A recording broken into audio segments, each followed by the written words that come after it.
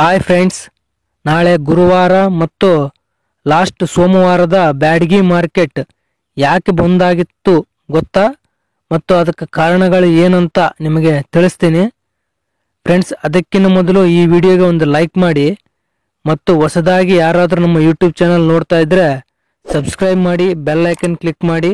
ಇದರಿಂದ ನಾವು ಮಾಡುವ ಪ್ರತಿ ಬ್ಯಾಡಗಿ ಮಾರ್ಕೆಟ್ನ ಮೆಣಸಿನಕಾಯಿ ಬೆಲೆಗಳ ಇನ್ಫಾರ್ಮೇಷನ್ ನಿಮಗೆ ನೋಟಿಫಿಕೇಶನ್ ರೂಪದಲ್ಲಿ ಬರುತ್ತದೆ ಫ್ರೆಂಡ್ಸ್. ಲಾಸ್ಟ್ ಸೋಮವಾರದ ಮತ್ತು ಈ ಗುರುವಾರದ ಮಾರ್ಕೆಟ್ ಬಂದಾಗಲು ಕಾರಣಗಳನ್ನು ನೋಡುವುದಾದರೆ, ಮೊದಲನೇ ಕಾರಣ ಗಮನಿಸುವುದಾದರೆ, ಮಾರುಕಟ್ಟೆಗೆ 3 ಲಕ್ಷ ಅಥವಾ ಅದಕ್ಕಿಂತ ಹೆಚ್ಚು ಚೀಲಗಳು ಮಾರುಕಟ್ಟೆಗೆ ಬಂದಾಗ ಮಾರ್ಕೆಟ್ ಮೇಂಟೆನೆನ್ಸ್ ಮಾಡೋದು ತುಂಬ ಕಷ್ಟ ಆಗ್ತದಂತೆ. ಯಾವ ರೀತಿ ಅಂದರೆ, ಹಮಾಲಿಗಳ ಕೊರತೆ ಉಂಟಾಗ್ತದೆ ಮತ್ತು ಹಮಾಲಿಗಳ ಸಂಖ್ಯೆ ಎಷ್ಟು ಇದ್ರೂ ಕೂಡ ಶಾರ್ಟೇಜ್ ಬರ್ತದಂತೆ.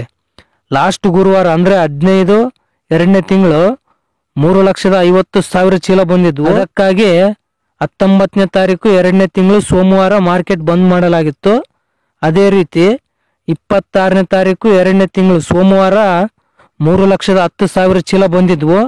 ಅದಕ್ಕಾಗಿ 29/2 ಗುರುವಾರದ ಮಾರ್ಕೆಟ್ ಬಂದ್ ಮಾಡ್ತಾ ಇದ್ದಾರೆ. ಎರಡನೇ ಕಾರಣ ಗಮನಿಸುವುದಾದರೆ, ಮಾರ್ಕೆಟ್ನಲ್ಲಿ ವರ್ಕರ್ಸ್ ಕೊರತೆ ಉಂಟಾಗ್ತದಂತೆ. ಅಂದ್ರೆ ಅಲ್ಲಿಯ ಕೂಲಿ ಆಳುಗಳ ಕೊರತೆ ಉಂಟಾಗ್ತದೆ. ಯಾವ ರೀತಿ ಅಂದ್ರೆ, ತೆಗೆದುಕೊಂಡ ಮಾಲನ್ನು AC-ಗಳಿಗೆ ಶಿಫ್ಟ್ ಮಾಡಲು ಕೊರತೆ ಉಂಟಾಗ್ತದೆ, ಮೆಣಸಿನಕಾಯಿಯನ್ನು ಕ್ಲೀನ್ ಮಾಡಲು ಮತ್ತು ಮಾರ್ಕೆಟ್ನ ಕ್ಲೀನ್ ಮಾಡಲು ಸಹ ಕೂಲಿಗಳ ಕೊರತೆ ಉಂಟಾಗ್ತದಂತೆ.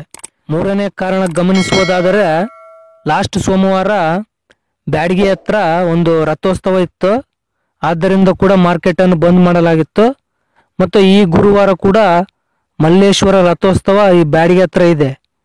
ಇದು ಇಲ್ಲಿ ಫೆಸ್ಟಿವಲ್ ಆಗಿ ಆಚರಣೆ ಮಾಡೋದ್ರಿಂದ ಗುರುವಾರ ಮಾರ್ಕೆಟ್ ಕೂಡ ಬಂದ್ ಆಗ್ತದೆ.